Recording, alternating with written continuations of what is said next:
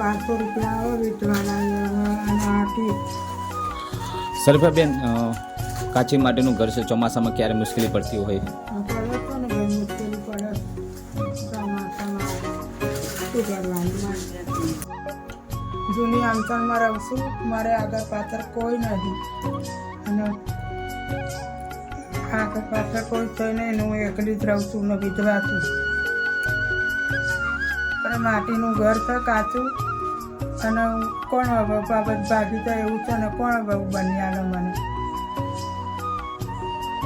નામ શરીફા છું, જૂના ગામમાં રહું છું, કશું મજૂરી મારે થતી નહીં અને કાચું ઘર માટીનું ઘર છે